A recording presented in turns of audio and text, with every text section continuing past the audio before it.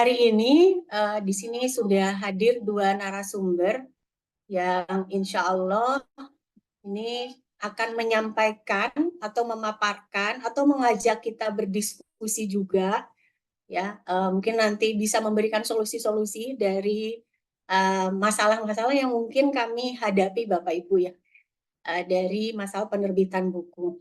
Yang pertama, langsung saja di sini yang terhormat sudah hadir Bapak Associate Prof. Dr. Muhammad Arifin MPD yang akan memberikan materi di sesi pertama. Itu yang beliau adalah lahir di 26 Juni di Bandar Kelipah. Kemudian pendidikan beliau diselesaikan di doktor di manajemen kependidikan sekolah pascasarjana Unimed di 2023. Sudah banyak sekali beliau menghasilkan buku yang memang yang saya terima hanya ada 6 buku ya Bapak Ibu. Tapi pastinya mungkin lebih dari ini. Nanti kita akan mendengar bagaimana beliau berpengalaman untuk itu dan di penerbitannya seperti apa. Kemudian beliau juga ternyata luar biasa ini Bapak Ibu pengalaman di bidang manajemennya. Jadi beliau pernah di Kepala Perpustakaan UMSU, kemudian juga di Kepala UMSU Press dari November 2020 sampai saat ini. Kemudian Kepala UPT Promosi dari 2021 sampai sekarang luar biasa ini di waktu yang sama memanage di beberapa peran ya Bapak ya. Kemudian Kepala Lembaga BIPA UMSU dan yang terakhir ini adalah beliau ternyata Direktur Format Publishing. Ya, kemudian pengalaman organisasinya juga beliau sebagai FPP-TMA dari 2021 sampai sekarang. Baik, untuk mengefektifkan waktu Bapak Ibu supaya waktunya kita fokus saja di esensi dari pertemuan ini, kami silakan kepada Bapak Arifin untuk menyampaikan pengalaman ataupun apa yang nanti akan bisa kami serap sebagai ilmu Bapak. Silakan Bapak.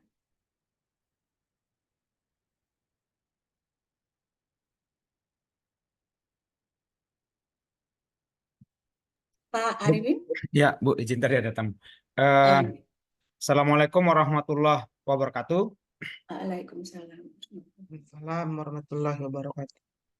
Yang terhormat Pak Srianto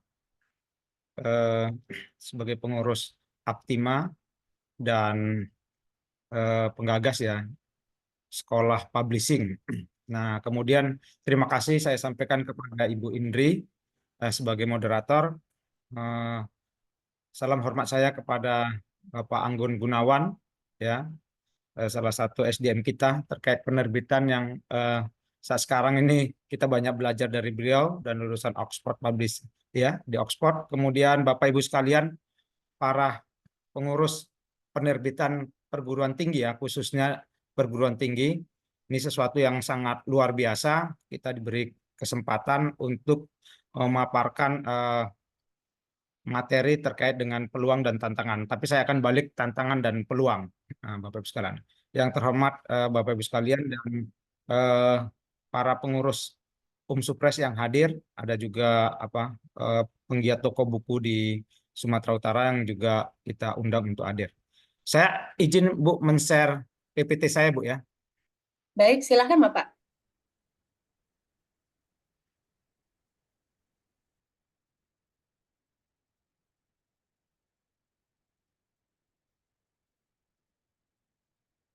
Bapak Ibu sekalian, saya akan berbicara mungkin dalam waktu 15-20 menit. Kita akan berbicara terkait dengan peluang dan tantangan penerbitan buku, peluang dan tantangan. Tapi kita fokusnya ke penerbit perguruan tinggi ya, Bapak Ibu sekalian. Karena saat sekarang ini selama 4 tahun diberi amanah mengelola penerbit perguruan tinggi sejak November 2020 waktu pandemi, saya hanya ingin berbagi sharing terkait dengan apa yang kita lakukan dan mungkin juga sudah dilakukan Bapak Ibu sekalian. Nah, perkenalkan ini biodata saya. Saya sebenarnya S3-nya dari manajemen kependidikan. Nah, kalau karena sebagai dosen tugas tambahannya adalah di waktu yang bersamaan kita memang memimpin 3 unit ya Bapak Ibu sekalian, selain perpustakaan, promosi atau ofisial itu ya, kemudian di Umsupres. Nah, tapi ketiga-tiganya alhamdulillah berjalan. Kalau lembaga BIPA kemarin kita sudah berganti karena kita hanya diberi amanah setahun untuk pembukaan saja. Bapak Ibu sekalian, ini beberapa karya saya yang mungkin tidak semua kita sampaikan, tapi paling tidak kalau kita memang mau menjadi apa namanya pengurus sebuah penerbitan ya syarat pertamanya harus pernah menulis lah dan cinta akan buku itu syarat pertama. Jadi kemarin kita menerbitkan buku selain di tempat kita sendiri, Bapak Ibu sekalian di Umsupres, tapi kita juga menerbitkan di beberapa penerbit baik penerbit yang besar ya maupun nasional ataupun penerbit-penerbit yang ada di lingkup wilayah daerah ataupun sifatnya juga nasional. Nah ini beberapa karya saya diantaranya ada menulis tentang Wali Kota Medan, Rahutman Harahap itu ya dan beberapa buku-buku yang ternyata ketika kita menulisnya dengan mahasiswa hanya dalam apa namanya menulisnya tidak terlalu serius, tapi kemudian kita perbaiki, ternyata respon pasar bagus dan banyak dikutip. Nah, itu kalau dosen kan asal disitasi berarti buku kita itu merupakan buku referensi yang sangat bagus. Kita tidak cerita tentang referensi atau jenis-jenis buku ya Bapak Ibu sekalian hari ini karena mungkin Bapak Ibu sekalian sudah paham terkait dengan jenis-jenis buku. Tapi kita akan berbicara bagaimana sebenarnya sih tantangan dalam menerbitkan tantangan dalam mengelola penerbitan. Nah, inilah yang tantangan itu yang kita hadapi, tetapi ternyata selain tantangan itu memunculkan peluang-peluang yang akhirnya kita bisa menjadi sukses. Saya membaginya dalam 6 persoalan penerbitan di perguruan tinggi, Bapak Ibu sekalian. Saya rangkum atau saya identifikasi yang saya temukan, kemudian inilah yang menjadi persoalan-persoalan yang akhirnya bisa kita selesaikan satu demi satu gitu. Pertama ada kita menghadapi Bapak Ibu sekalian bahwa di perguruan tinggi ternyata dari 4.000 perguruan tinggi dengan ratusan ribu dosen, ternyata dosen yang menulis itu sangat minim. Kita angkat pertama dari situ. Dosen tidak menulis. Bapak Ibu sekalian nanti saya akan ke PPT-nya. Kemudian minimnya dukungan dari pimpinan. Kemudian SDM pengurus penerbitan yang tidak capable atau kompetensi, kemudian ketidakjelasan fasilitas, lamanya proses penerbitan dan saat sekarang ini kita juga dihadapi pada proses ISBN yang semakin selektif sehingga pengelola itu harus mencari cara bagaimana agar proses ISBN yang kita ajukan itu tidak balik gitu, tetapi langsung diterima oleh pihak ISBN. Ini kan perlu. Nah inilah 6 identifikasi yang coba kita menjadi tantangan kita yang harus kita selesaikan. Saya mengambil dari pendapatnya Saudara Rusli Nasrullah, ya penulis buku akademik yang ketiga itu hadir di tempat kami di Zoom di UMSU. Dia menyatakan begini, ternyata kita masih menemukan dosen antara budaya lisan dan tulisan.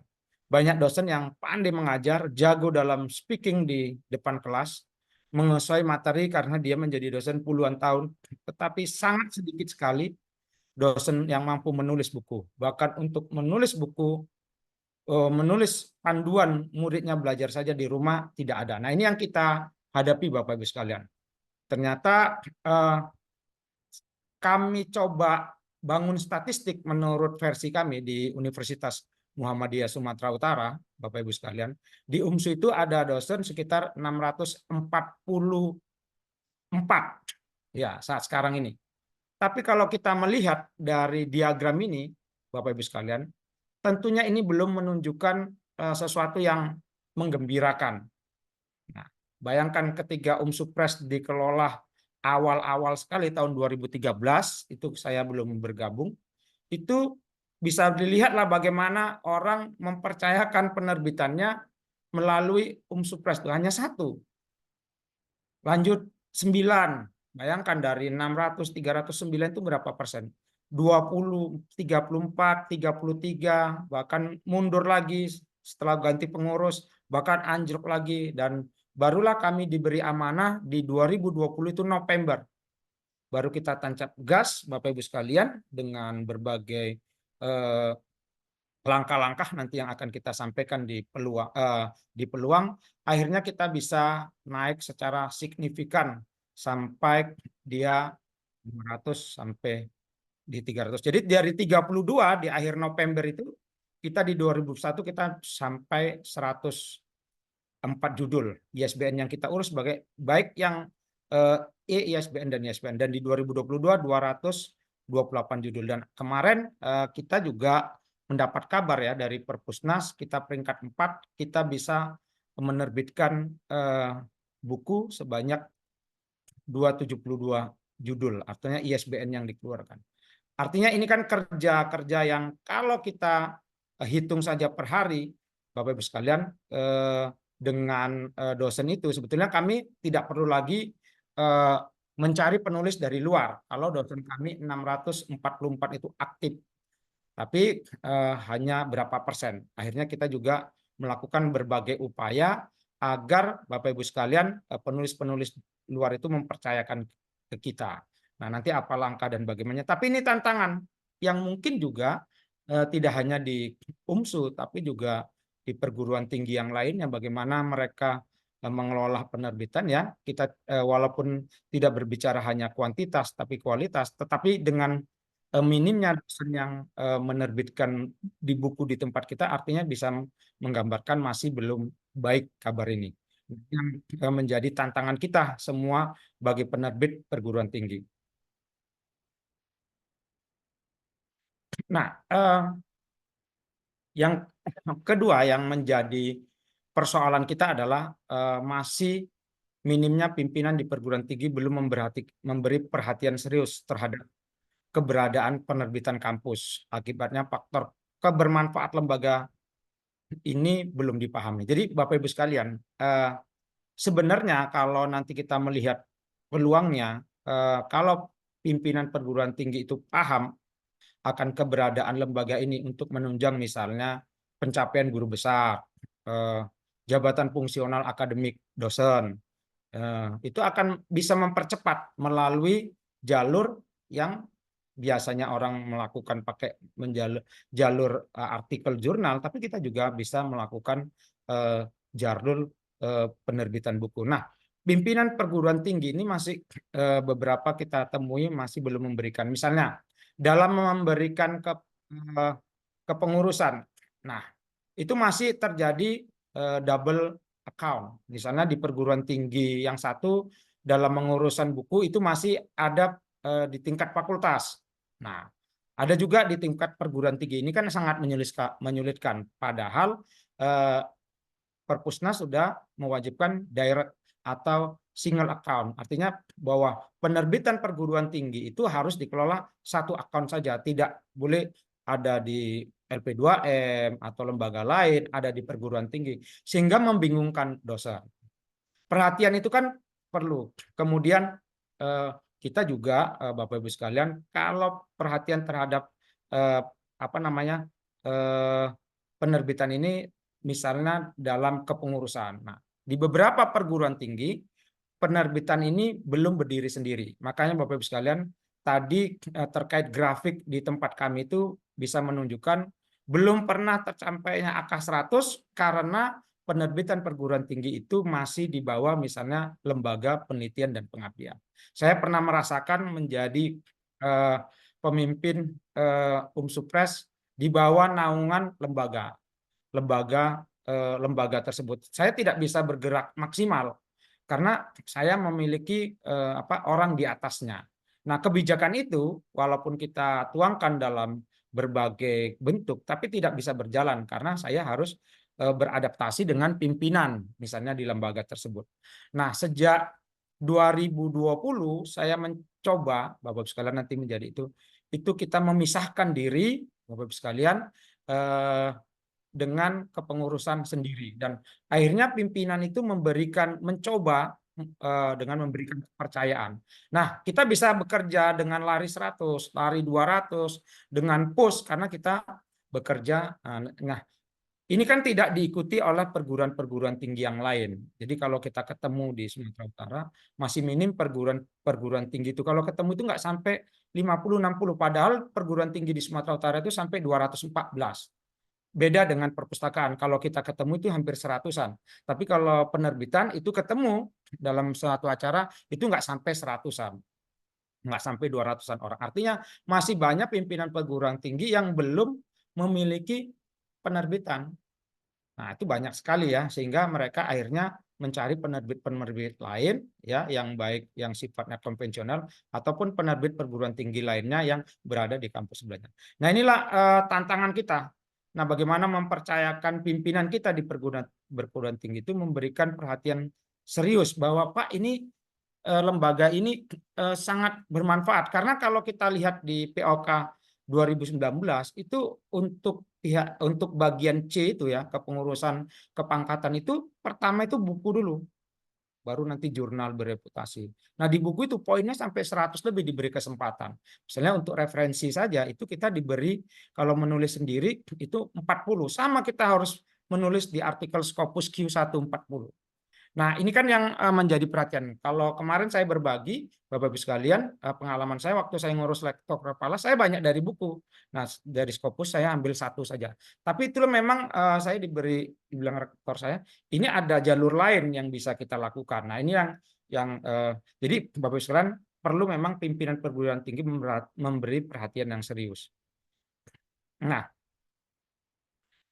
yang kedua, yang ketiga, yang kita temukan persoalan-persoalan penerbitan adalah pengurus penerbitan perguruan tinggi yang belum dibarengi dengan kompetensi pendukung. Nah, jadi Bapak sekalian, memang untuk menerbitkan sebuah penerbitan ini yang betul-betul maksimal, Bapak sekalian, kita tidak hanya asal-asalan, sudah tidak bisa lagi. Kita harus membentuk tim yang kuat, yang memiliki kualitas ya dengan pekerjaannya. Jadi kalau pengurus perguruan tinggi yang pertama tidak cinta terhadap buku, kemudian tidak memiliki kompetensi tambahan atau pendukung seperti dia, kalau penulis ya itu pertama yang harusnya itu menjadi perhatian selain ilmu manajemen. Tapi paling tidak dia pernah menulis buku sehingga dia pernah mengalami bagaimana dilayani orang. Ya, misalnya saya pernah mengurus buku di penerbitan ini, di penerbitan ini, penerbitan ini. Dia jadi tahu. Nah, itu kan menjadi pengalaman dia untuk mengembangkan perguruan tingginya. Jadi para pengurus ini tidak hanya dalam quality kompetensi manajemen, tapi dia juga harus memiliki kualifikasi di bidang perbukuan, misalnya memahami editologi ya dan sebagainya. Nah, akibat pengurus perguruan tinggi yang nggak paham, kemarin saya jumpa salah satu profesor di tetangga saya yang saat sekarang ini mempercayakan hampir banyak 20 bukunya ke kita ya. Itu pernah menemukan pengurus perguruan tinggi yang ketika diberi amanah mengurus buku Bapak itu sangat kecewa. Salah satunya produk yang dihasilkan itu kertasnya sangat tidak bagus. Yang kedua, ISBN ketika dicetak, dicek di Perpusnas menimpa dengan menggunakan ISBN orang lain karena dikejar buru-buru dan ketidakjujuran pengurus. Nah, ini kan sangat berbahaya. Sekali saja pelanggan kita kecewa terhadap hasil atau kualitas ini akan sangat merugikan. Makanya dalam menerbitkan perguruan tinggi, selain ilmu editologi yang itu mencakup komunikasi dan sebagainya, kita juga perlu ilmu-ilmu yang lain, misalnya seperti desain grafis, kemudian marketing, komunikasi, Bapak Ibu sekalian, kemudian di bidang keuangan, itulah yang akan melengkapkan kita. Nah, sehingga pengelola penerbitan perguruan tinggi ini benar-benar dengan basis ilmu-ilmunya. Nah, ini yang sering kita hadapi, masih adanya pengurus perguruan tinggi atau penerbit perguruan tinggi yang tidak dibarengi dengan kompetensi-kompetensi pendukung tadi. Yang ini yang masih ditemukan penerbit perguruan tinggi yang belum memenuhi keinginan penulis atau customer. Nah, ini perlu saya sharing kepada teman-teman. Ternyata ketika seorang ingin menerbitkan bukunya, itu tidak hanya kualitas produk, Bapak Ibu sekalian. Yang ditanya tidak hanya itu saja, tapi mereka sudah nanya gini, ini sudah masuk anggota IKAPI nggak? Itu satu. Kedua, ditanya lagi, ini bisa dijual online nggak di Kubuku? Atau Google Playbook? Itu dua. Ini bisa ngurus nggak Turnitin? Itu tiga. Kemudian, ini bisa nggak diindeks Google Scholar? Itu empat. Pertanyaan-pertanyaan yang di luar pertanyaan buku itu ditanyakan kepada mereka. Ini bisa nggak dijual di toko buku besar Gramedia? Sampai segitunya lah Bapak Ibu sekalian, yang ditanya seorang calon customer kita atau penulis kita untuk diterbitkan di buku kita. Maka saya dengan teman-teman di Medan itu di Umsupres itu menerapkan namanya UCR customer ya, berbasiskan customer. Jadi pelayanan kita betul-betul berbasiskan customer. Jadi apa yang diinginkan customer itu ada semuanya. Pak, bisa nggak saya minta PDF yang bagus? Ada. Pak, bisa nggak buku saya coba dijualkan di Gramedia? Kita jualkan. Bisa nggak buku saya dijualkan di Amazon? Kita jualkan. Jadi sampai mereka tidak ada lagi yang tidak bisa kita buat. Nah, itulah sampai di situnya lah. Jadi kalau tidak ada mereka kan bisa. Nah, jadi kita menangani itu semuanya. Pokok asal ditanya ada. Salah satunya kan sangat jarang ya penerbit-penerbit konvensional atau penerbit-penerbit yang apa itu di Google Scholar itu sangat banyak. Itu sangat dicari apalagi dosen. Nah, kalau sudah dikutip kan keilmuannya. Nah, Bapak Ibu sekalian, itulah yang ditanya. Jadi masih banyak kita temukan penerbit yang belum memenuhi keinginan penulis. Dia pertanyaan IKAPI oke, tapi yang lain-lainnya belum. Nah, IKAPI saja itu kan harus ada persyaratan dan sebagainya sehingga buku itu layak. Nah, kemudian proses penerbitannya cukup lama dalam pengerjaan. Kadang-kadang ada mencapai sebulan. Memang ini yang menjadi kendala kita dan tantangan kita, Bapak sekalian.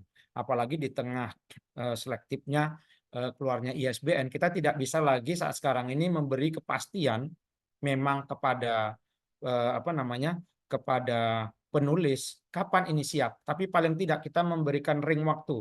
Saya kalau di Medan itu di Umsupres memberikan ring waktu itu 15 sampai 20 hari. Tapi ada yang kadang-kadang 4 hari udah keluar ISBN udah bisa kita kejar 3 hari kemudian. Kalau selain di pengurusan ISBN itu memang kita bisa desak.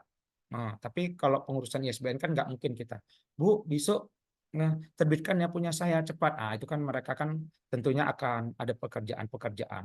Nah, paling tidak Bapak Ibu sekalian kita punya ring waktu yang kita berikan kepada calon penulis atau customer kita itu sekitar 15 sampai 20 hari. Nah, disitulah kita push, ternyata kita setelah atur habis masuk naskah, kita layout, kemudian kita desain, itu membutuhkan kalau nggak numpuk kita membutuhkan 3 sampai 4 hari baru kita ajukan ke Perpusnas. Nah, kita kan nunggu. Sambil nunggu ya kita mengerjakan buku-buku yang lain yang masuk. Nah, di terakhir kita menghadapi seperti ini Bapak Ibu sekalian. Selektifnya pihak Perpusnas memberikan ISBN kepada kita itu membuat kita juga harus mencari peluang bagaimana paling tidak mengakali agar naskah itu bisa diterbitkan ISBN. Kita mendapatkan naskah-naskah yang balik, Bapak Ibu sekalian, kemudian kita olah kembali, dan ini akhirnya di tempat kami ada tim khusus yang memang menangani persoalan-persoalan ini. Misalnya, ini laporan penelitian. Nah, bagaimana mengkonversinya ini menjadi sebuah buku yang tidak berbentuk penelitian, tapi dia memang sudah dikonversi menjadi buku umum yang layak dibaca. Nah, ini ternyata membutuhkan SDM, tidak hanya yang jago layout, tapi sudah hampir masuk kepada edit substansif. Artinya terkait isi dan bagaimana merubah posisi, tidak lagi hanya mekanis, ya, salah tipu, tapi sudah sampai kepada substansif. Nah, persoalan inilah yang menjadi tantangan kami dan kami mencoba bagaimana menyelesaikan. Karena kalau kita cepat saja mendapatkan, itu kita 300 judul aja itu kita bisa dapat, Bapak Ibu sekalian. Tapi karena kadang-kadang kita terkendala hal ini, ya kita cobalah mencari SDM-SDM yang punya pemikiran, ya. Biasanya rata-ratanya itu dari dosen. Kemudian kan dosen ini banyak kerjaannya. Kita ambil dari pihak luar yang bisa membantu. Nah, ini nanti akan menjadi PR sendiri bagi kita. Bapak Ibu sekalian, nah dari 6 tantangan tersebut akhirnya bisa menimbulkan potensi yang bisa kita kembangkan. Nah, inilah yang mencoba saya akan berbagi Bapak Ibu sekalian. Yang pertama itu sebenarnya Bapak Ibu sekalian, kita ini penerbit perguruan tinggi ini prospeknya cerah.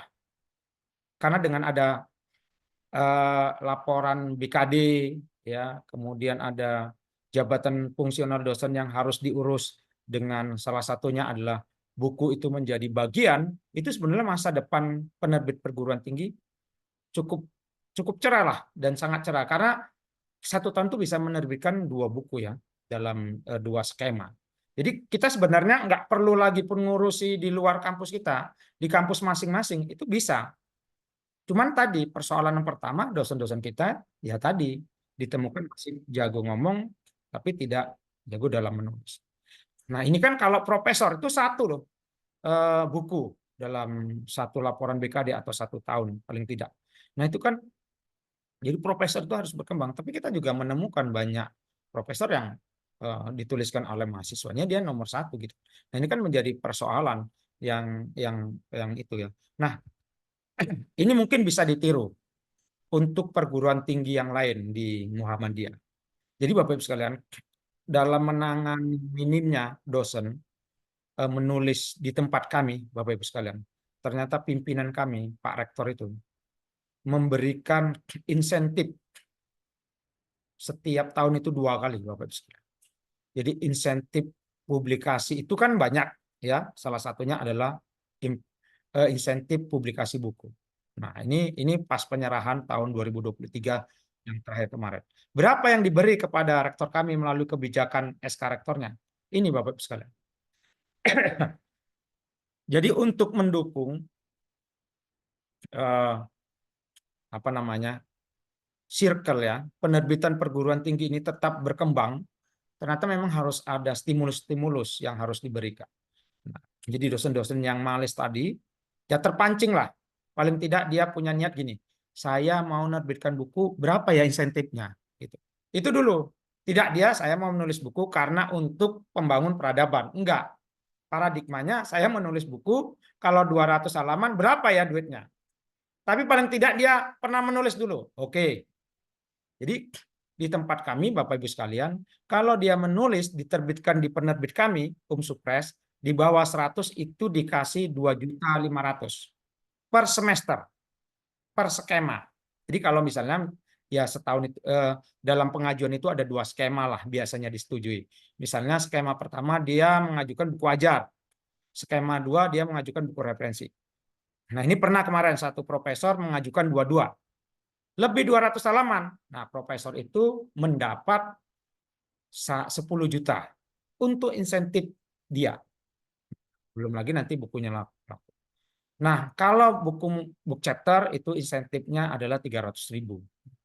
Ini kan cukup ternyata Bapak Ibu sekalian. Tadi kan salah satu tantangannya itu minimnya perhatian pimpinan. Ternyata dengan perhatian pimpinan ini sangat luar biasa, Pak. Paling tidak ya kita bisa menjaga di angka 200 dosen lah setiap tahunnya itu kita coba dari UMSU itu untuk menulis buku. Kita jaga itu. Walaupun kadang-kadang target itu tidak terpenuhi, tapi bisa paling menjaga niatan-niatan yang tadinya tidak mau menulis menjadi. Nah, kalau di luar Supres, Bapak Ibu sekalian, misalnya ada dosen yang kadang-kadang kan kita tidak bisa juga memberi apa namanya kualitas atau memberi pelayanan kita ke semua orang. Kadang-kadang orang karena ego atau egonya karena ini nanti bagus enggak gitu penerbit belum percaya terhadap kita. Itu awal-awal kita alami itu. Karena kualitasnya bagus terus tidak jelas regulasinya dan sebagainya. Orang-orang awalnya tidak mau menerbitkan di tempat kita. Tapi pihak UMSU kita sebagai perguruan tinggi memberikan perlakuan berbeda. Nah, kalau di luar Supres dia dikasih 850.000 sampai paling besar itu kalau di angka 200 itu 1.500.000.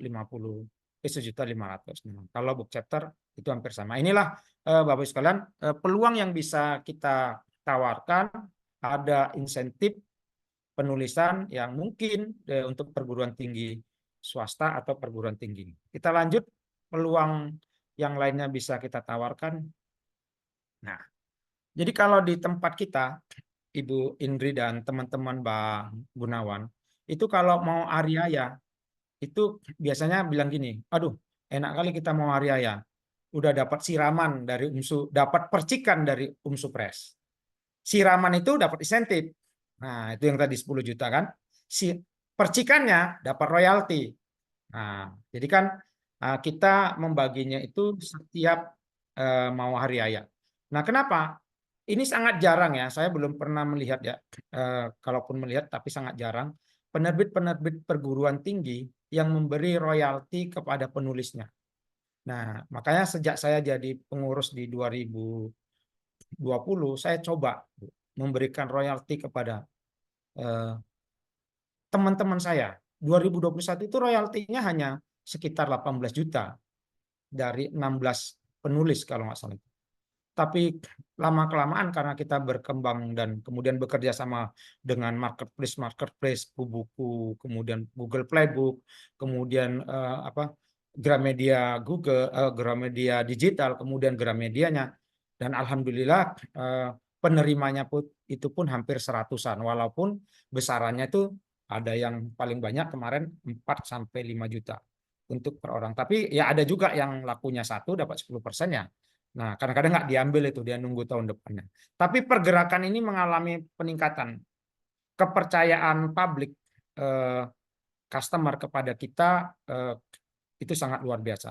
Bahkan salah satu peluang yang saya kembangkan, tapi saya lupa tarik sini, saat tahun ini, tahun 2023 kemarin, 2024 ini untuk 2023, saya membuat program yang namanya Supres Award. Jadi begini, ternyata ketika kita bertemu dengan seorang profesor itu punya pengaruh di kampusnya, kemudian membawa hampir 20 sampai 30 mahasiswa S3-nya, kemudian kolega-koleganya menerbitkan di tempat kita, kan nggak mungkin nggak kita kasih award. Nah, kita coba kemarin memberikan award kepada 3 orang yang memang mereka tanpa kita suruh, tanpa kita perintah, mau menarik orang. Bang Arifin, ini ada profesor nih, mau penetapan guru besar, tolong ya.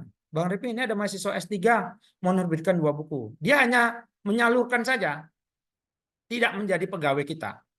Nah, kita ketemu dengan sekretaris program pasca sarjana di tempat teman-teman kita yang karena di kampusnya itu tidak bisa terpenuhi, akhirnya kita bisa memberikan. Nah, salah satu peluang itu kita berikan award pada penghargaan kemarin ini, Bapak sekalian. Jadi selain memberikan royalti, kita juga memberikan award kepada orang-orang yang berkontribusi membantu penerbitan kita. Nah, kita juga Bapak sekalian tidak bisa memang maju sendiri. Nah, sebagai penerbit perguruan tinggi, keilmuan kita kadang-kadang kan belum mapan. Kita juga belajar kemarin mengundang temu editor dengan Prenada Media Group, kemudian penulis-penulis terkenal di tempat kita untuk melatih. Jadi kita kemarin ingin melatih ya mahasiswa-mahasiswa. Jadi ini salah satu program-program yang potensi-potensi yang bisa kita kembangkan. Nah, ini ada yang menarik yang mungkin bisa kita nanti diskusikan. Jadi begini, penerbit perguruan tinggi, Bapak Ibu sekalian, ternyata itu punya potensi besar. Jadi saya nemukan mahasiswa-mahasiswa di UMSU ini ada 2, yang ternyata mereka hobi menulis. Nah, kemudian penerbit perguruan tinggi diundang pameran di sekolah-sekolah. Ketika kita membawa buku-buku yang kita hasilkan dari guru besar, teman-teman, dosen, itu bukunya nggak laku, Bapak Ibu sekalian. Kenapa? Karena memang bukan pasarnya. Jadi paling kalau kita pun pameran itu sangat jarang. Tapi ketika kita membawa novel teman-teman ini, sambutannya luar biasa. Mungkin Bapak sekalian bisa lihat di Instagram kita. Sambutannya luar biasa. Buku-buku ini laris manis. Dan bahkan ini penulis kita, penulis baru dengan novelnya yang 8 sampai 9 setahun, dia bisa menghasilkan hampir 1 juta sekarang. Hanya novel-novel sederhana.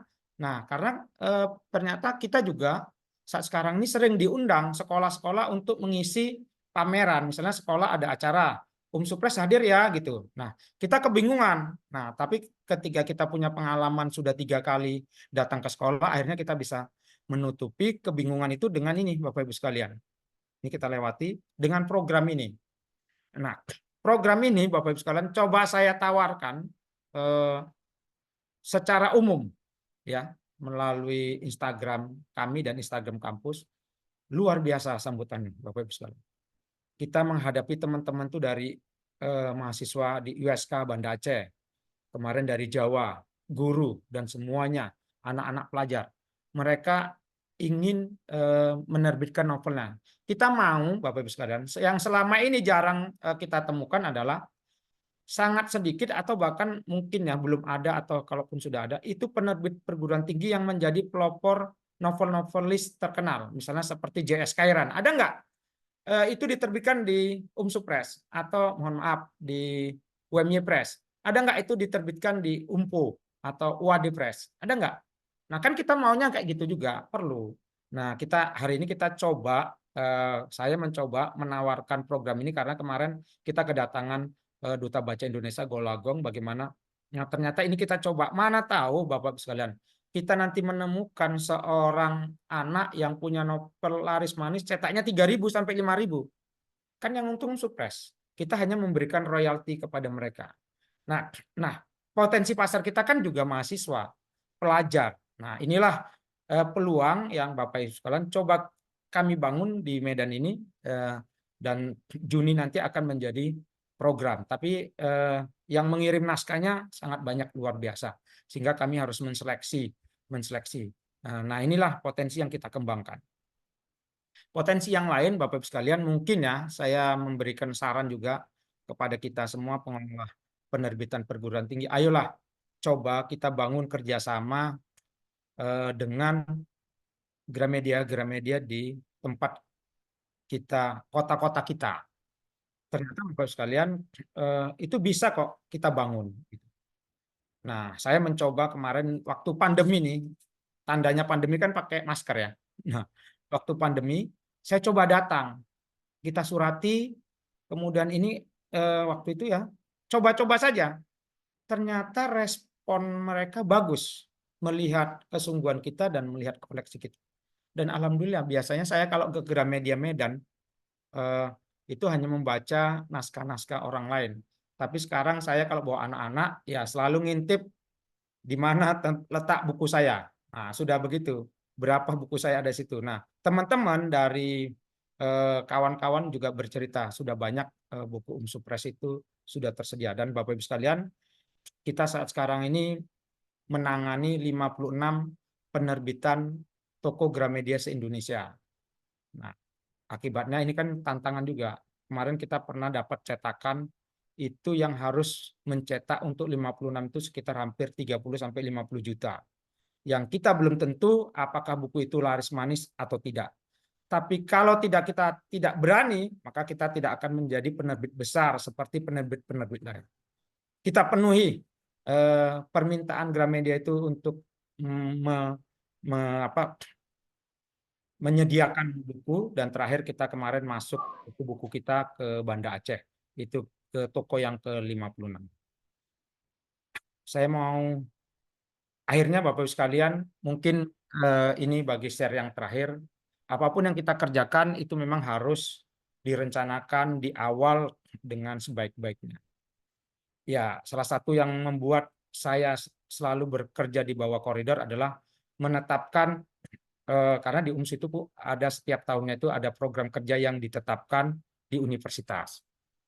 Nah, jadi setiap bulan September itu kita harus melapor program kerja apa aja yang kalian buat. Nah, dari sinilah ternyata kita membuat program kerja yang memang sudah terukur gitu. Jadi misalnya ada coaching klinik, penulisan buku ajar, sehingga mana yang sudah terlaksana berapa, kita bisa berapa realisasi dari pelatihan buku ajar ini, berapa dosen yang ikut, itu bisa kita ukur. Nah, kalau nggak tercapai, apa langkah-langkah kita. Nah, kemudian untuk mendukung buku yang sudah dihasilkan, bagaimana kita melakukan bedah dan launchingnya. Nah, kemudian untuk program yang novel tadi, bagaimana kita sudah meng-guide Supres Go to School, Nah, anak-anak SMA itu kan suka. Nah, bagaimana perguruan tinggi itu suka. Nah, kemudian ada beberapa yang mungkin juga saya menyarankan kepada kita semua. Kita masih kalah dengan penerbitan konvensional yang kalau kita lihat Instagram, mereka hilir mudik, Bapak Ibu sekalian, bersponsor, hilir mudik. Tapi sangat jarang kita lihat bahwa itu penerbitan perguruan tinggi. Makanya saya mencoba dengan teman-teman, coba kita buat bersponsor 1 bulan itu 2 kali. Mana yang paling buku yang potensinya besar, program yang potensinya besar, coba. Ternyata responnya bagus. Kan kita bisa dilihat dari pelaporan. Nah, itulah yang ternyata kita tidak hanya cukup, Bapak Ibu sekalian, hanya memfasilitasi penerbit, tapi kita juga harus bagaimana mengembangkan dengan kondisi anak-anak muda sekarang seperti gadgetnya ya. Maka kita ada program podcast, Reel, Instagram Aid dan sebagainya. Mungkin itu beberapa Bapak sekalian, sehingga tanpa kami yang membilang dan ada pelaporan kita masuk ke peringkat 4 dari produktivitas. Mungkin kita akan perbaiki nanti dari segi kualitas dan sebagainya. Tapi paling tidak penerbit perguruan tinggi kita bisalah sejajar dengan teman-teman yang lain. Berarti bagaimana kesibukannya kan Bapak Ibu sekalian bisa tahu hampir sama. Mungkin itu saja yang dapat saya sampaikan. Terima kasih kepada Pak Srianto, kemudian Pak Budi, pengurus Aptima, kepada Bu Indri sebagai moderator. Saya kembalikan. Assalamualaikum warahmatullahi wabarakatuh. Waalaikumsalam warahmatullahi wabarakatuh. Terima kasih Pak Arifin sudah berkenan membagikan pengalaman dalam, kalau saya melihatnya memanage ya Pak ya, bagaimana Bapak memanage unsur pers, dan selamat Bapak karena sudah mendapat peringkat 4 ya Pak. Mudah-mudahan di tahun 2025 menjadi yang ke-1. Tidak tanggung ya Pak, mudah-mudahan. Mudah-mudahan. Baik, nah izinkan saya meringkas mungkin apa yang disampaikan oleh Pak Arifin tadi sebelum kita melanjut pada narasumber yang kedua. Setelah itu selesai baru kita akan masuk ke diskusi. Tadi Pak Arifin menyampaikan bahwa sebenarnya ada 6 persoalan. 6 persoalan penerbitan. Yang pertama itu adalah dosennya ya Pak. Karena itu yang utama gitu ya. Sebelum tadi menyampaikan Pak Arifin ternyata tidak harus bersumber dari dosen internal atau tendik internal kita bisa menerbitkan buku gitu ya. Ternyata Pak Arifin mengembangkan sayapnya hingga ke luar itu sampai dengan Gramedia dan mungkin lembaga publikasi lainnya. Tapi hal yang penting yang saya bisa tangkap adalah bagaimana sebenarnya dukungan perguruan tinggi ya untuk menciptakan atau mendukung dosen menulis dan eksistensi penerbit perguruan tingginya. Begitu mungkin ya Pak ya, yang sementara yang bisa. Dan tadi Supres ternyata sudah sangat berperan membangun industri kreatif ya Bapak di Indonesia ya. Tadi puluhan sudah menjadi membantu Gramedia ya Bapak tadi ya, puluhan cabang Gramedia. 56, luar biasa. Nah, ini memang sudah ada yang bertanya di chat, tapi kita tahan dulu ya Bapak Ibu, kita lanjutkan dulu. Mohon izin ke narasumber yang kedua. Narasumber yang kedua nanti juga insya Allah ini sangat menarik. Jadi ini adalah Bapak Anggun Gunawan. Beliau saat ini dosen tetap di program studi penerbitan Politeknik Negeri Media Kreatif Jakarta. Dan juga beliau ternyata di Sekolah Vokasi Universitas Indonesia. Ya, luar biasa. Ini beliau menyelesaikan magisternya di Publishing Media dari Oxford Brookes University UK. Dan kemudian beliau juga mendalami ilmu filsafat di Fakultas Filsafat UGM. Kemudian beliau juga ternyata pernah ya di 2014 itu beliau belajar translation copyright transaction di Jakarta dan di Jerman. Kemudian banyak sekali artikel-artikel opini ini, ya terutama di isu politik, penerbitan sosial dan budaya yang tersebar di Kompas, Republika, Kumparan, ataupun Kedaulatan Rakyat dan Harian Singgalang. Nah ini pastinya akan banyak sekali pengalaman yang bisa kita tiru atau bisa memberikan ide pada Bapak Ibu yang hadir di sini, baik itu sebagai pengelola penerbitan perguruan tinggi atau bukan perguruan tinggi, dan pada Bapak Ibu dosen nih, tentang bagaimana tentang bagaimana kita menulis di tulisan terkait dengan opini. Baik, silakan kepada Bapak Anggun. Oke, terima kasih Bu Indri. Suara saya bisa didengar ya Bu ya? Jelas Bapak, silakan. Oke, terima kasih. Yang saya hormati, hadir di sini Bapak Budi Nugroho selaku Ketua Afiliasi Penerbit Perguruan Tinggi Muhammadiyah Aisyah. Kemudian juga ada Pak Srianto, Direktur Aptima School of Writing and Publishing. Jadi kita di afiliasi Penerbit Perguruan Tinggi Muhammadiyah dan Aisyah itu ada juga mengadakan training gitu kan ya secara reguler. Yang terakhir itu adalah bagaimana caranya kita membuat artikel ilmiah yang bisa dipublish di Scopus. Kemudian juga ada beberapa teman-teman pengurus Aptima, kemudian juga pengurus APPTI yang saya lihat juga di sini. Dan ada kolega saya di D3 Penerbitan Polimedia, Pak Gun-Gun, yang merupakan mantan Direktur ITB Press. Kemudian juga ada mahasiswa saya dari Prodi Penerbitan. Oke, Bapak Ibu sekalian, saya akan coba untuk mengambil sebuah titik yang berbeda dari Bang Arifin, karena Bang Arifin memang sebagai pelaku yang setiap harinya melakukan proses penerbitan dan banyak membantu para dosen dan sekarang masuk ke ranah remaja gitu kan ya. Saya mencoba untuk menariknya dalam konteks keilmuan saya di bidang publishing studies. Saya share screen ya Bu ya. Silakan Bapak. Oke.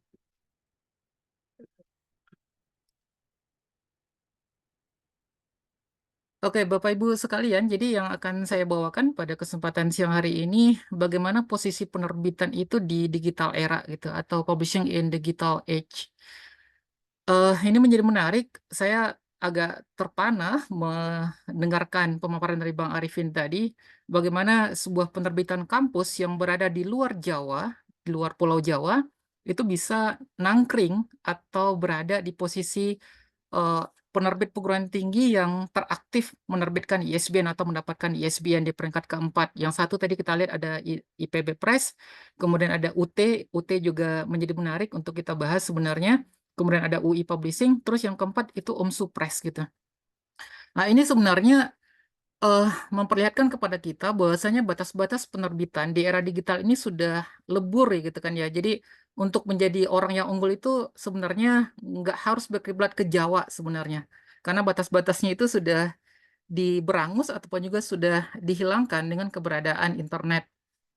Jadi saya akan coba untuk membuat semacam abstrasi. Jadi kalau Bang Arifin tadi sudah dengan sangat jelas menggambarkan bagaimana tantangan yang dimiliki oleh terutama sekali untuk penerbitan kampus atau academic publisher. Kemudian sudah diberikan beberapa tawaran-tawaran alternatif ataupun juga tawaran-tawaran solusi. Nah, kalau saya ingin mengajak Bapak Ibu sekalian berpikirnya lebih agak filosofis sedikit karena saya basic S1-nya di filsafat, kemudian saya koneksikan dengan ilmu S2 saya di bidang penerbitan gitu. Saya banyak mengambil inspirasi untuk pemaparan ini dari ada seorang sosiolog dari Cambridge University, namanya itu John Thomson. Dia merupakan profesor di bidang sosiologi dan banyak belakangan dia menerbitkan tentang mencermati fenomena buku di dunia gitu. Bapak Ibu sekalian, sekarang kita lihat dulu bagaimana fungsi dari penerbitan itu sendiri gitu kan ya. Karena ini akan mengarahkan kita bagaimana kita mengolah sebuah penerbitan. Jadi paling tidak ada 4 yang dilakukan oleh penerbit sebenarnya. Yang pertama adalah content creation and curation. Jadi dia menciptakan konten dan juga mengkurasi. Mengkurasi itu dalam artian dia berfungsi sebagai gatekeeper. Jadi ada naskah yang ditolak, ada naskah yang itu diterima. Nanti saya akan coba relatekan dengan fenomena di digital era saat ini. Apakah ini masih relate dengan kondisi kita saat ini atau enggak gitu. Kemudian production and design itu sudah biasa, kita menerbitkan buku pasti ada proses produksinya, baik itu dalam bentuk digital books ataupun juga printed books. Dan kita juga ada faktor-faktor desainnya di sana. Kemudian yang menarik sebenarnya di financial investment and risk taking. Jadi benar kata Bang Arifin tadi ketika diminta oleh Gramedia untuk menyuplai buku-buku bagi 56 toko buku yang ada di berbagai kota di Indonesia, itu memang risk taking gitu. Jadi memang harus berani. Jadi Bapak Ibu, bisnis di bidang perbukuan ini kalau kita lihat itu memang kita meletakkan telur gitu kan ya. Jadi pintar-pintar kita untuk meletakkan telur. Apakah semuanya di satu wadah atau dipisah-pisah gitu. Dan kalau kita perhatikan, bisnis di buku ini memang bisnis yang sifatnya agak lambat untuk pengembalian modalnya. Jadi kita nyetak buku sekian banyak gitu ya, kemudian kita sebar di toko buku dan juga kita jual di berbagai platform digital. Tapi belum tentu buku itu mendapatkan antusiasme dan juga mendapatkan semacam respon yang baik dari masyarakat. Sehingga memang financial investment itu menjadi harus kuat. Jadi kalau misalnya kita cuma punya duit 100 juta, kemudian kita langsung cetak buku misalnya 1000 untuk 10 judul, nah itu modal kita sudah habis karena untuk pencetakan 1000 bisa jadi mungkin menghabiskan 20 juta misalnya gitu. Kemudian yang ketiga itu adalah publicity dan dissemination, yaitu make available to the public, make known to others. Ini menjadi cerita juga di Perpusnas sekarang, kenapa seperti misalnya hasil penelitian yang sifatnya hanya bisa dibaca oleh internal, itu tidak diberikan lagi ISBN. Karena memang prinsipnya adalah buku itu dia harus available to the public. Jadi memang dia harus bisa diakses oleh publik, baik itu dibeli ataupun juga dibaca lewat perpustakaan gitu. Itu secara garis filosofisnya dulu Bapak Ibu. Kemudian saya masuk ke sebenarnya ada perdebatan yang itu perlu kita clearkan terkait dengan definisi buku gitu. Definisi buku sehingga kita tidak terjebak pada misalnya kayak contoh misalnya apakah audiobook itu masuk kategori buku atau tidak gitu. Jadi ada 5 different elements of publishing. Yang pertama itulah konten. Jadi banyak yang saya perhatikan sekarang itu para penerbit terutama di Jakarta gitu kan ya, ketika ada webinar mereka mengatakan bahwasanya publishing itu tidak akan mati karena mereka bukan produce the book tapi mereka produce the content. Di saya sendiri ketika mengajar di prodi penerbitan mengatakan kepada mahasiswa bahwasanya mereka ini tidak akan kehilangan pekerjaan di masa depan karena kita tidak memproduksi buku, tidak ansih buku, tapi kita memproduksi konten sebenarnya. Ada written konten yang kita produksi. Jadi konten ini dia sebenarnya dia menyampaikan makna gitu kan ya. Dia menyampaikan makna. Nah, ini juga yang menjadi perhatian juga karena fenomena sekarang ini memang agak aneh Bapak Ibu sekalian, terutama kalau kita lihat di Gen Z ini ya. Gen Z ini berdasarkan pemaparan teman-teman yang bergerak di bidang novel remaja atau juvenile books, itu mereka mengatakan selera anak-anak remaja sekarang itu susah untuk diprediksi. Dan beberapa hal yang kita lihat memang ada semacam kehilangan makna dari buku-buku yang diterbitkan. Sehingga ketika kita convey tentang meaning itu, ketika misalnya kita masuk ke penerbitan perguruan tinggi gitu kan ya, makanya salah satu tugas dari penerbit itu adalah dia bagaimana mencoba untuk memberikan nilai ataupun juga menjaga culture dan juga norma-norma yang ada dalam masyarakat gitu. Dulu ketika saya S2, saya disuruh sama dosen untuk bikin artikel gitu kan ya. Dan saya terlalu kuat dari sisi keindonesiaannya, kemudian saya bikin artikel terkait dengan apakah anak-anak di zaman sekarang membutuhkan buku-buku LGBT.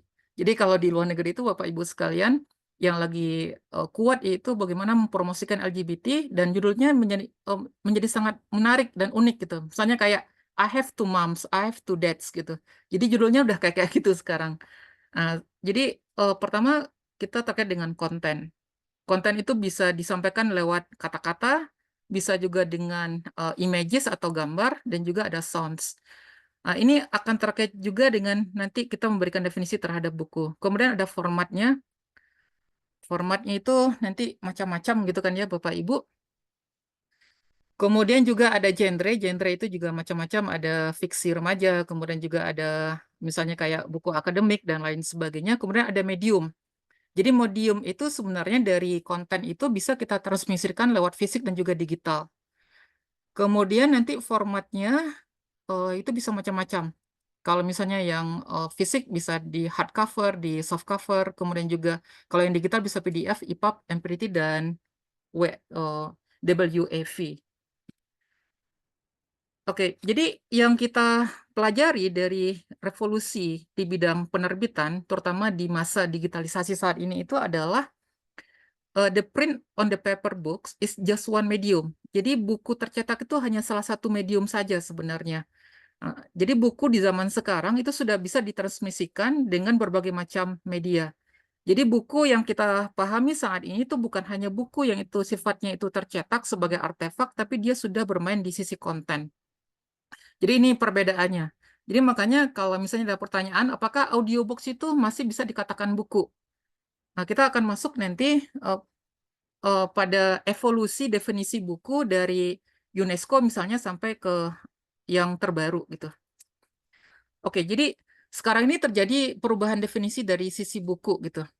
Dulu di UNESCO misalnya, buku itu diartikan sebagai, jadi apa namanya itu, cetak, apa namanya, jadi publikasi tercetak dan itu di print setebal 49 halaman.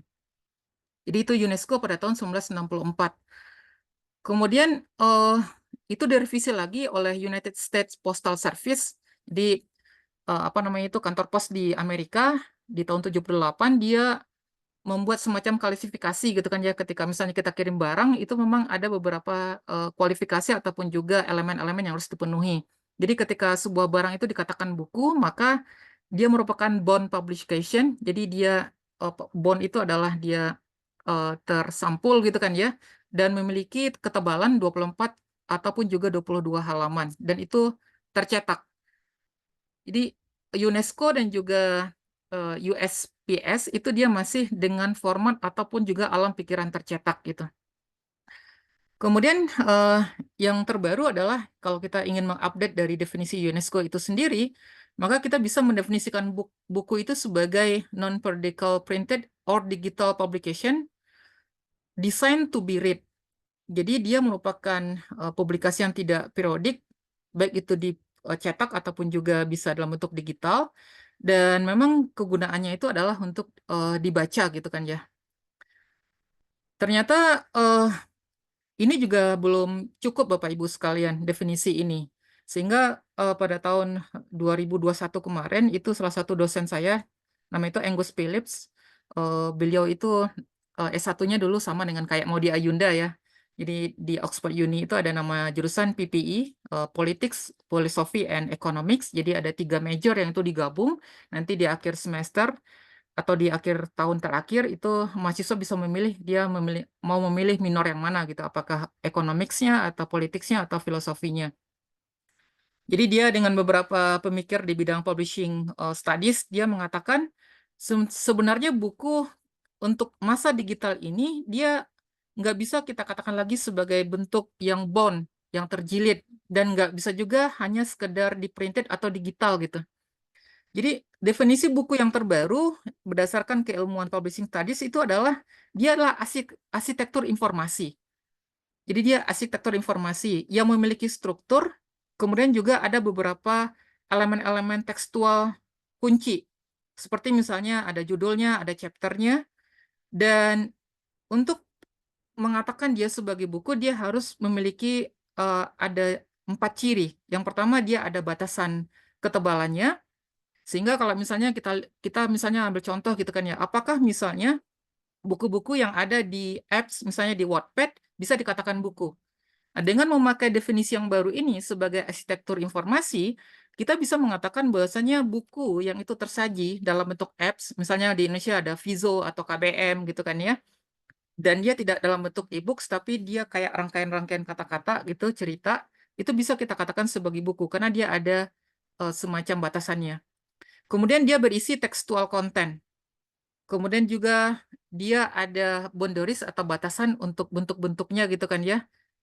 Jadi misalnya kayak gini Bapak Ibu, misalnya kayak picture book gitu. Dan dia kan nggak ada kata-katanya, tapi masih bisa kita katakan sebagai buku karena memang dia formatnya itu ada boundariesnya gitu.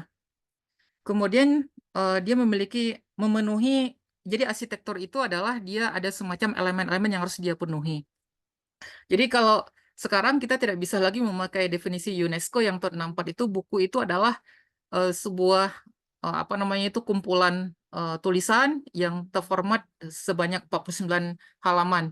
Tapi saya lihat dari apa tadi testimoni yang didapatkan oleh Supes terkait dengan penolakan pengajuan ISBN, katanya ada buku yang itu harus masih tetap memakai 49 halaman itu. Jadi kalau kurang itu tidak dianggap sebagai buku. Sebenarnya enggak juga. Sekarang kita misalnya lihat banyak buku-buku anak yang itu tebalnya cuma 20 halaman atau 16 halaman.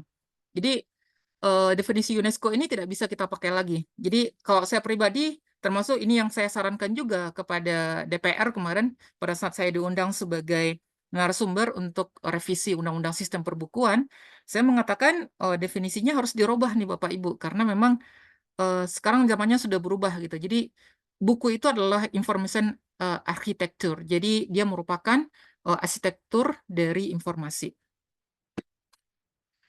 Oke, ini jadi kita sebenarnya mengalami perubahan gitu kan ya. Ini bagaimana book supply chain for mainstream publisher.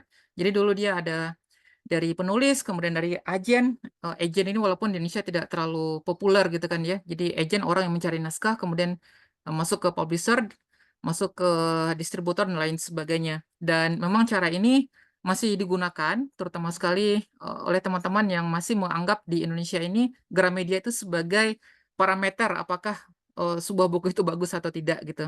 Walaupun klaim ini sebenarnya masih bisa kita challenge gitu kan ya. Saya lanjut saja. Jadi sekarang Bapak Ibu yang banyak terjadi adalah, jadi kalau dulu dominasi buku itu memang diatur oleh penerbit gitu kan ya. Jadi mana buku yang bisa diakses oleh masyarakat, mana yang tidak, itu memang diambil oleh traditional publisher atau penerbit-penerbit mainstream. Tapi saat ini sebenarnya gatekeeping role itu sudah mulai mengabur gitu kan ya, sudah mulai mengikis dengan keberadaan self-publishing platform.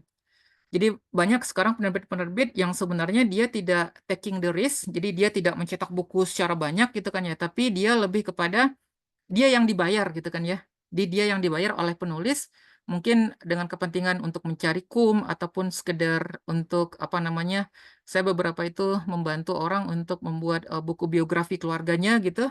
Jadi ada semacam keinginan untuk mendokumentasikan sejarah keluarga gitu, dan banyak hal yang lain, termasuk orang yang ingin eksis misalnya, seperti misalnya para tokoh-tokoh ataupun juga politisi. Tadi Bang Arifin juga sudah mention, sekarang banyak tokoh-tokoh politik itu yang ingin branding image mereka itu lewat buku sekarang gitu. Jadi yang kita lihat sekarang memang ada publishing service intermediary. Jadi memang ada orang-orang yang menawarkan service untuk penerbitan buku.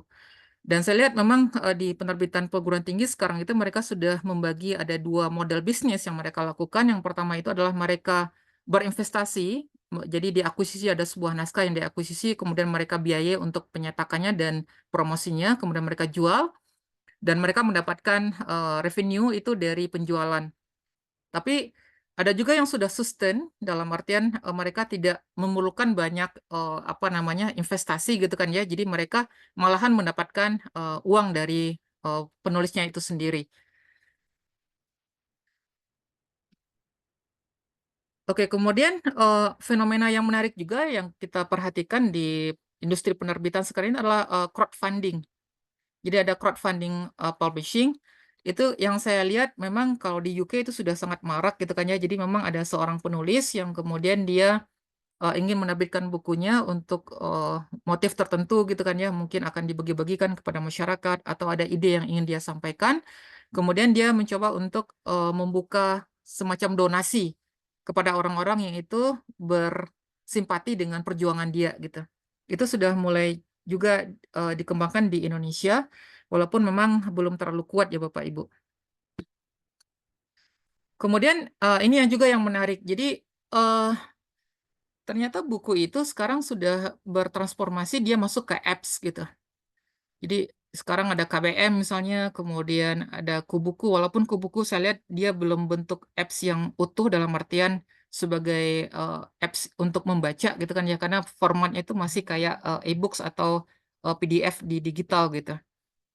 Dia juga ada di Wattpad yang merupakan platform yang itu akan kita bahas nanti di akhir-akhir.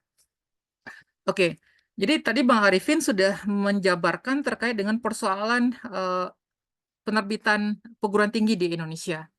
Saya akan coba ngambil sisi yang berbeda gitu.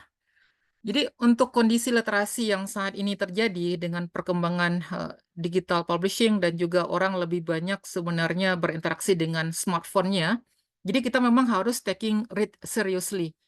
Jadi kita harus menempatkan budaya baca itu sebagai sesuatu yang harus kita perhatikan dengan betul-betul.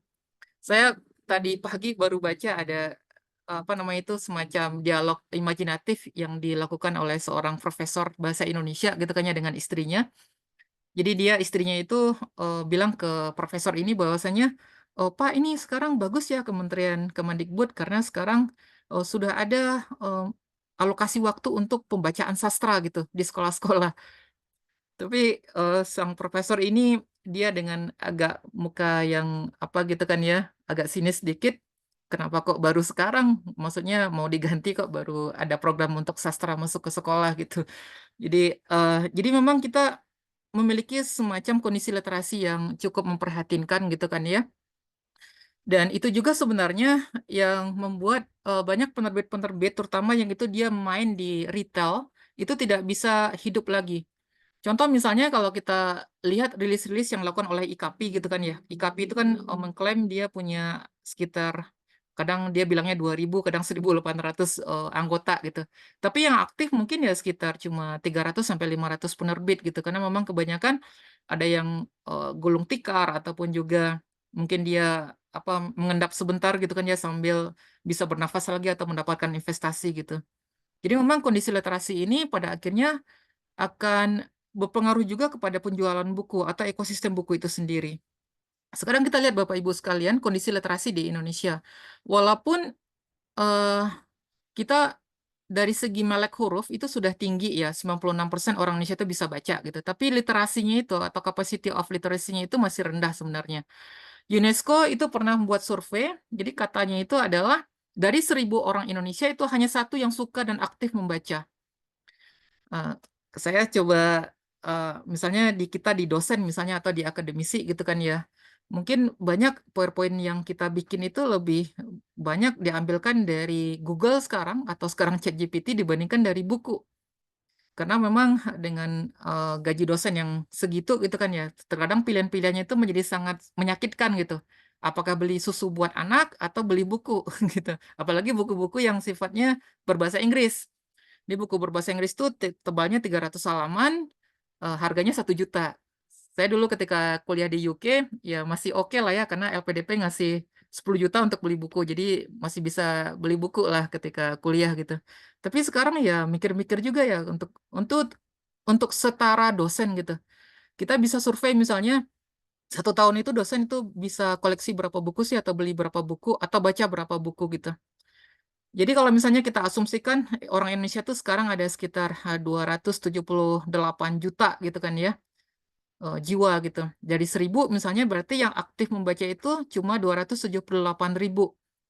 Ini artinya adalah potensi pembeli kita itu baru di angka nggak nyampe 300.000 orang yang berpotensi untuk membeli buku gitu. Jadi ini juga yang menjadi persoalan.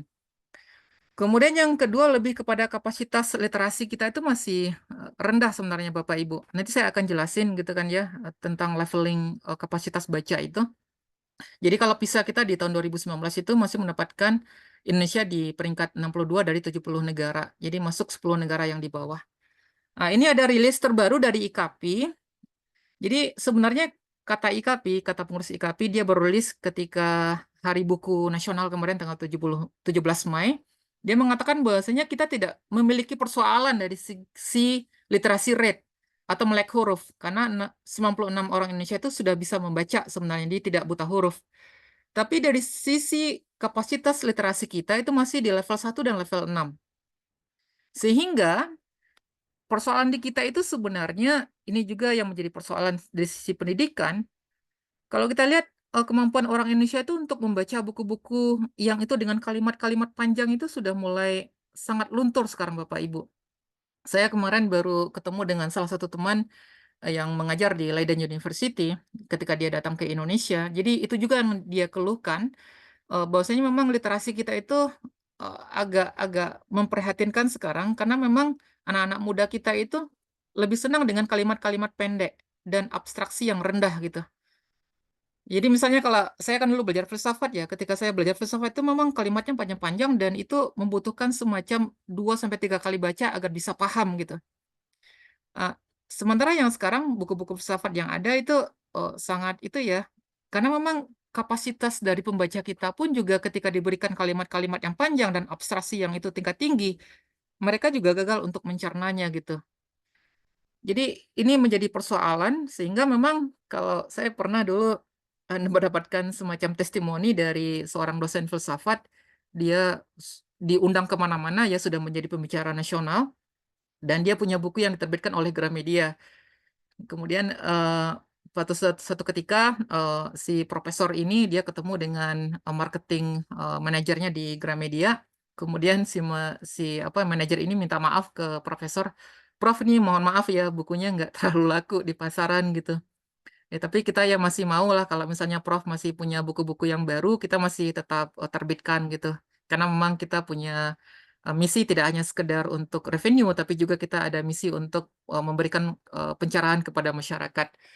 Jadi memang ada kondisi yang seperti itu karena memang buku-buku filsafat itu tingkat abstraksinya itu sangat tinggi gitu.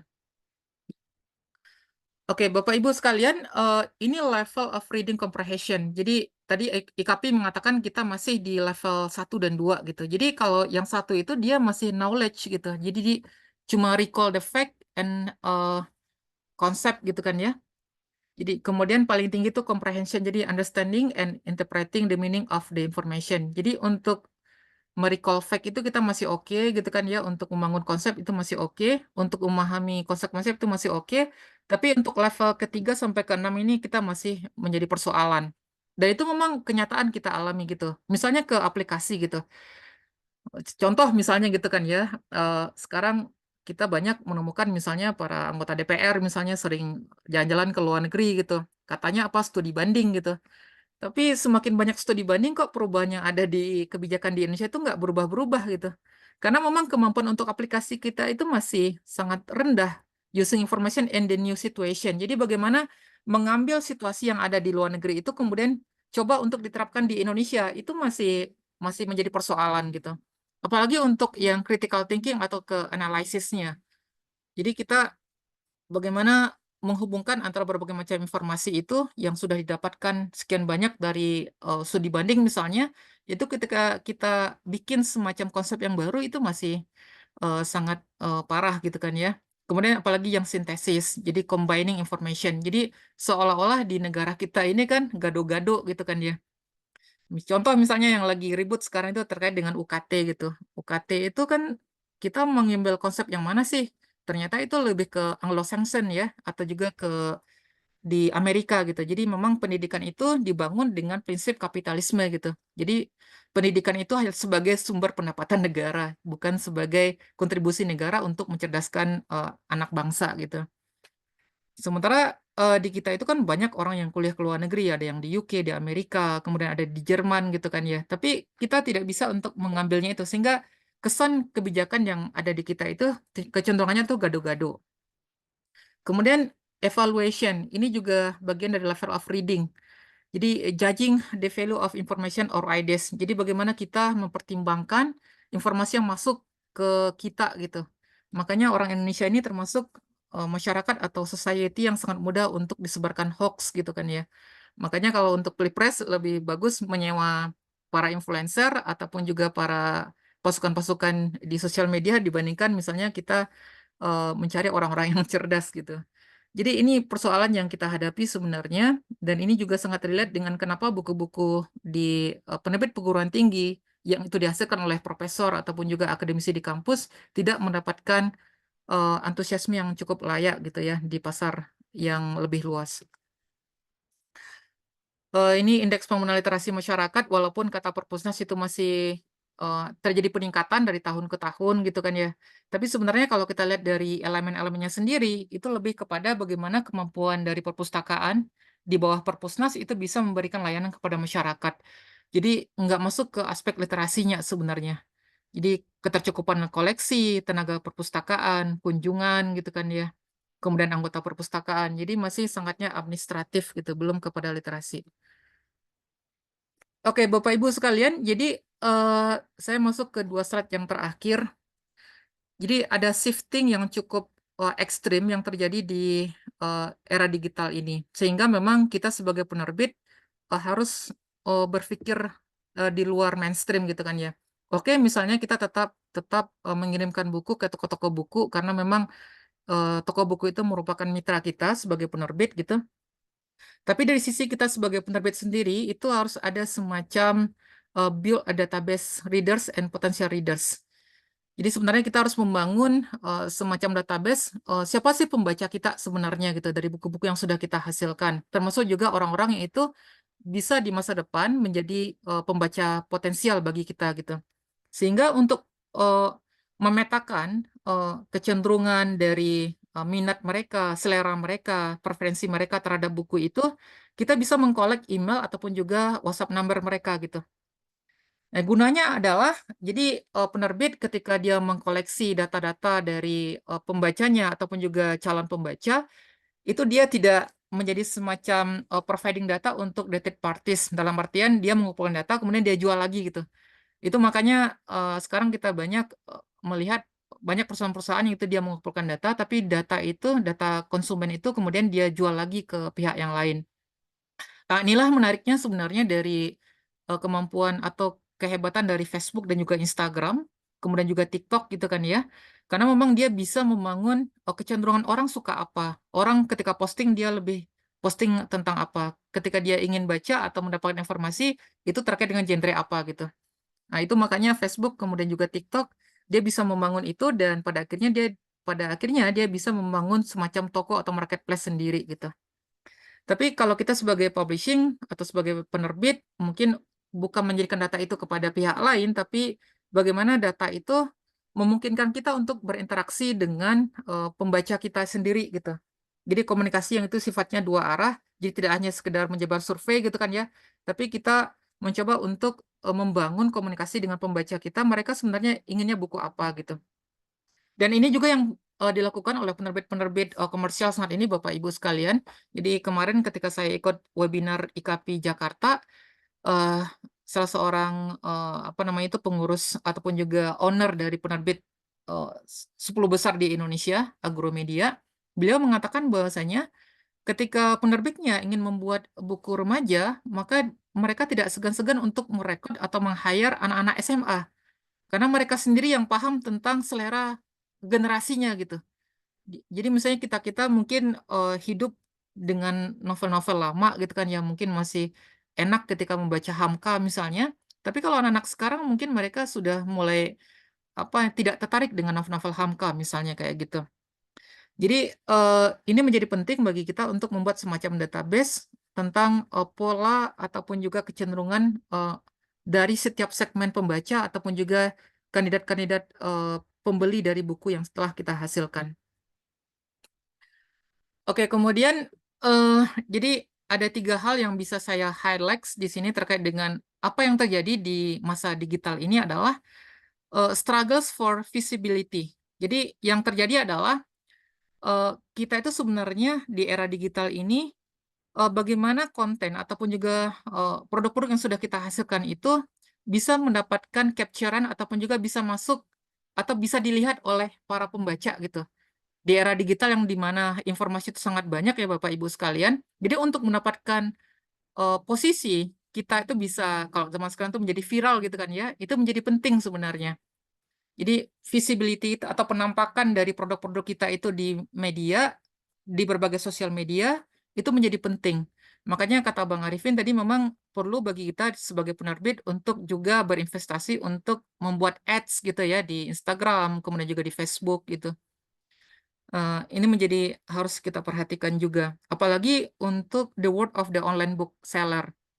Jadi kalau misalnya kita masuk ke misalnya kayak marketplace online gitu kan ya, terkadang buku-buku kita yang kita jual itu tidak mendapatkan porsi yang memadai gitu. Kadang mungkin nggak sampai ke sasaran target kita gitu, yang ingin membeli buku kita itu. Sehingga untuk membuat long life dari apa ya, jadi buku itu sebenarnya dia punya ada semacam arus kehidupan gitu kan ya. Ada buku itu yang cuma bertahan 1 bulan, ada yang bertahan 3 bulan gitu. Nah, agar nafas sebuah buku itu menjadi panjang, salah satu tugas kita itu adalah Bapak Ibu sekalian, jadi memang kita harus memproduksi konten-konten promosi secara reguler gitu. Jadi jangan biarkan ketika buku itu baru apa ya, baru masak dari ovennya, baru datang dari percetakan, kemudian kita publikasikan gitu. Oke, itu menjadi menarik untuk memberitahukan kepada para pembaca atau calon pembeli. Tapi bagaimana memaintain buku ini tetap bisa hidup dan bisa masuk terus dalam pikiran orang, kita juga harus tetap membuat semacam promosi-promosi yang sifatnya itu reguler. Mungkin per bulannya atau per mingguannya gitu. Sehingga umur buku ini bisa lebih panjang gitu. Walaupun jadi buku itu dia bisa bangkit dalam alam tidurnya. Ya, saya ingin kasih ilustrasi kayak gini. Jadi, buku itu setelah mati dia bisa bangkit lagi.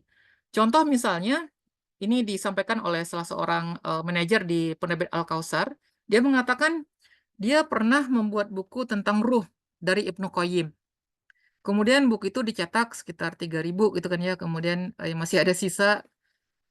Kemudian lama buku itu tidak menjadi viral juga di pembaca gitu. Kemudian kemarin ada salah seorang ustadz memviralkan lagi gitu. Dia mention buku ruh itu. Sehingga orang pada pada apa namanya itu pada beli lagi buku ruh itu karena di capture ataupun juga di endorse oleh seorang influencer ataupun dalam hal ini adalah seorang ustadz gitu. Ustadz yang punya followers mungkin jutaan di Instagramnya. Nah, itu kalau kita dimention tanpa membayar kayaknya enak gitu kan ya. Tapi memang ini menjadi sesuatu yang itu tidak bisa kita prediksi. Nah, yang bisa kita lakukan itu adalah kita membuat semacam konten-konten promosi yang sifatnya menghidupkan dari umur buku itu sendiri. Kemudian yang terjadi juga saat ini adalah ini juga yang membuat banyak penerbit-penerbit tradisional di Indonesia itu berguguran, yaitu the self-publishing implosion. Jadi bagaimana orang-orang menerbitkan buku itu tidak ingin juga mereka itu bukunya di-reject gitu kan ya. Orang nggak ingin di-reject karena memang dia butuh buku itu dipublish gitu. Sehingga skema-skema self-publishing itu harus kita tawarkan gitu. Jadi penerbit-penerbit tidak hanya bisa bermain, oh dia berinvestasi, nyetak buku banyak-banyak, kemudian dia jual, kemudian dari sana dia mendapatkan revenue. Tapi dia juga harus membuka peluang untuk bagaimana si penulis itu yang itu membiayai proses penerbitan bukunya gitu. Walaupun beberapa teman itu dia agak sinis dengan self-publishing ini, dan dia tidak mau menyamakan antara indie publishing dengan vanity publishing. Jadi vanity publishing itu adalah kita memberikan semacam jasa, Bapak Ibu, bagaimana buku itu bisa diterbitkan. Dan itu memang dari segi editorialnya itu, ataupun juga akuisisinya itu sangat longgar gitu kan ya. Tapi kalau yang indie publishing ini adalah memang orang yang itu menerbitkan buku dengan idealisme tertentu gitu kan ya. Dan dia memang tidak memberikan jasa, tapi dia tetap ada sisi akuisisinya. Jadi ada gatekeeper-nya di sini. Kemudian fenomena yang kita hadapi juga saat ini adalah, jadi buku itu sudah masuk ke apps sebenarnya. Jadi dia sudah menjadi semacam social community of storytelling. Ini menjadi bahasan juga dalam perdebatan kita di publishing studies. Dia ada salah satu dosen saya, dia alumni dari Edinburgh University, kemudian dia ngambil doktor kedua di Oxford Brookes di bidang publishing. Jadi dia mengatakan ada konsep baru bahwasanya buku itu adalah dia membangun semacam ekosistem sosial gitu. Dan itu bermain di sosial media.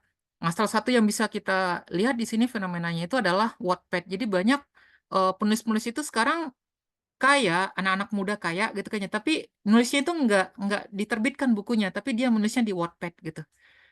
Itu banyak terjadi. Orang anak muda misalnya di kampus saya itu ada kita punya mahasiswa seorang penulis dan dia sudah bisa beli mobil gitu kan ya dari hasil menulisnya itu di online kebanyakan Bapak Ibu sekalian. Walaupun nanti bukunya itu diakuisisi oleh penerbit kemudian dijadikan sebagai buku. Tapi awalnya dia menulis tuh di aplikasi-aplikasi online.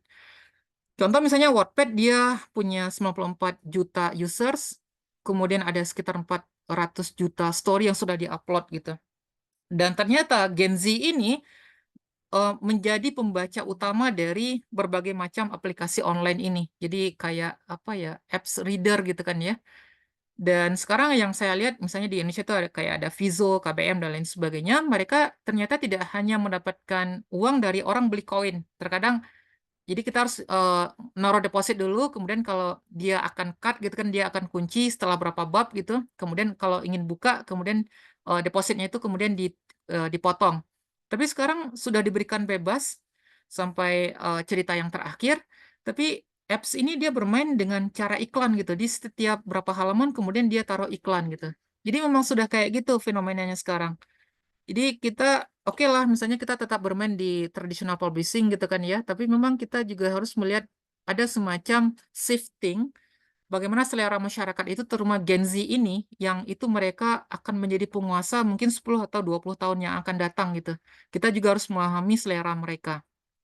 Dan menariknya adalah Wattpad ini dia bisa menampung sampai 500 bahasa gitu. Kalau di kita mungkin baru Inggris atau Indonesia gitu kan ya, tapi Wattpad ini dia bisa berbagai macam bahasa yang dia akomodir.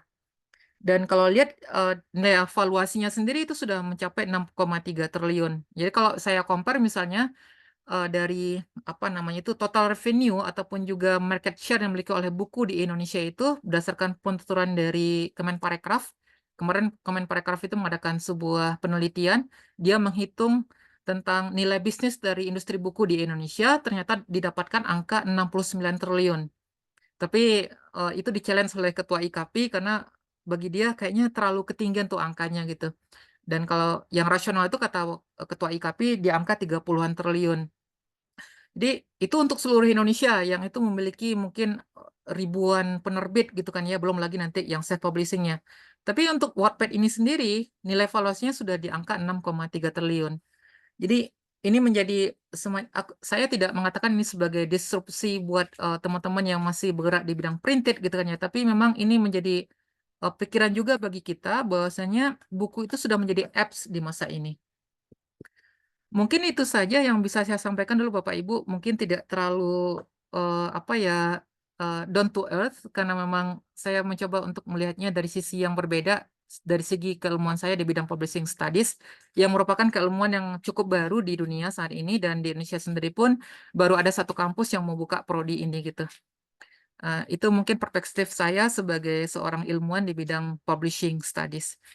Begitu Bapak Ibu, terima kasih. Saya kembalikan lagi ke Bu Indri. Assalamualaikum warahmatullahi wabarakatuh. Waalaikumsalam warahmatullahi wabarakatuh. Baik, terima kasih Pak Agun Gunawan atas